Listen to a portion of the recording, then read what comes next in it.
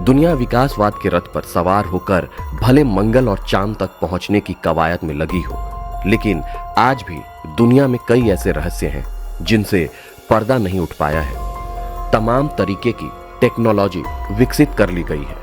विज्ञान ने उन्नति के नए आयाम चढ़ लिए हैं। ज्ञान का स्तर आसमान छू रहा है, फिर भी कुछ राज आज भी सबके सामने राज ही बने हुए हैं। ऐसे ही कुछ रहस्यों के बारे में बात करेंगे जिन्हें जानना आपके लिए भी बेहद जरूरी है।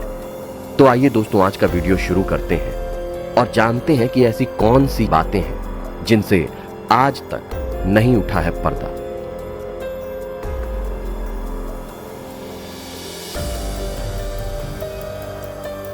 दो सदियों से एक कहानी खूब प्रचलित रही है कि कनाडा में नोवा स्कोटिया के निकट स्थित ओक आइलैंड में बेशकीमती खजाना छिपा है।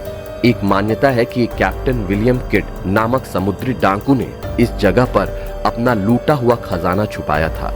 इस खजाने का पता लगाने के लिए करोड़ों रुपए भी लगाए गए, लेकिन इसका रहस्य नहीं खुल सका।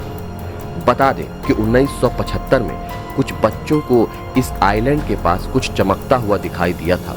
जब बच्चे वहां पहुंचे तो उन्हें नारियल के खोल में लिखा हुआ मिला कि नीचे अरबों का खजाना छिपा है। जिसके बाद स्थानीय लोगों ने इस खजाने को खोजने की खूब कोशिश की, लेकिन उन्हें खजाना नहीं मिला। ऐसा ही कुछ रहस्य अमेरिका के 35वें राष्ट्रपति जॉन एफ कैनेडी के मौत से जुड़ा हुआ है। उनकी मौत दुनिया के सबसे बड़े रहस्यों में शुमार है। इन्हीं के शासनकाल में नील आर्मस्ट्रांग ने चांद पर कदम रखा था।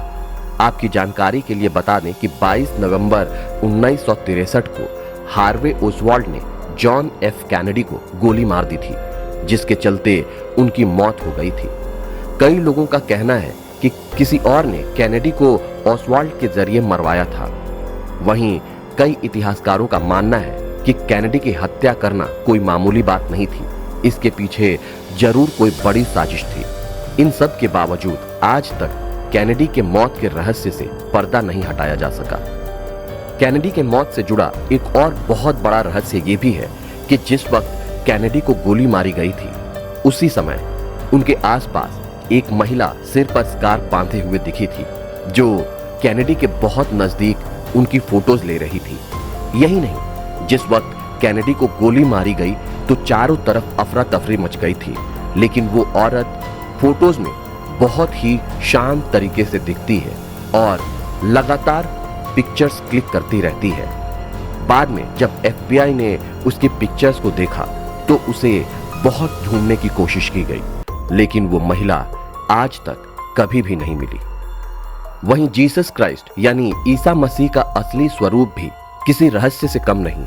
उनके स्वरूप को लेकर कई तरह की मान्यताएं और धारणाएं हैं। कई इतिहासकार ईसा मसीह के स्वरूप को लेकर एक मत नहीं है। कुछ समय पहले ही आर्कियोलॉजिस्ट ने ईसा मसीह का घर ढूंढा था।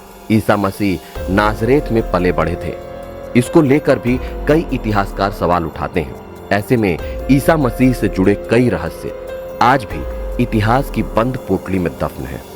इतना ही नहीं, यरूशलेम 3 धर्मों का पवित्र स्थान है। कहा जाता है कि ईसाई, इस्लाम और यहूदी धर्मों की शुरुआत यहीं से हुई थी।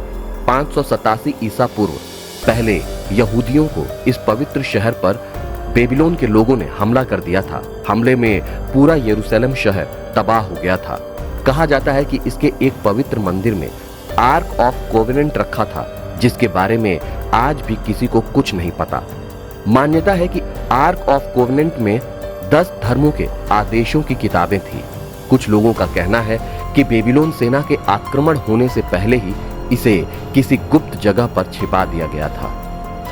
इतिहास की कुछ किताबों में लिखा माने तो बेबीलोन सभ्यता में हैंगिंग गार्डन हुआ करते थे। उस वक्त हैंगिंग गार्डन को दुनिया का अजूबा कहा जाता था। वहीं इराक की कई जगहों पर जहां कभी बेबीलोन की सभ्यता हुआ करती थी, वहां आर्कियोलॉजिकल खुदाई में हैंगिंग गार्डन का कोई सबूत अब तक नहीं मिल पाया है। ऐसे में बेबीलोन के हैंगिंग गार्डन किसी रहस्य से कम नहीं है। इसके अलावा अन्य रहस्यों की बात करें तो सन 1864 में मेक्सिको के राष्ट्रपति बेनिटो ने अपने कुछ सैनिकों के साथ खजाने को सैन फ्रांसिस्को भेजा था, लेकिन बीच रास्ते में गड़बड़ हो गई और एक सैनिक की मौत हो गई। बाकी के 3 सैनिकों ने खजाना रास्ते में ही जमीन में गाड़ दिया। कहा जाता है कि ऐसा करते हुए एक व्यक्ति डिएगो मोरेना ने उन्हें देख लिया।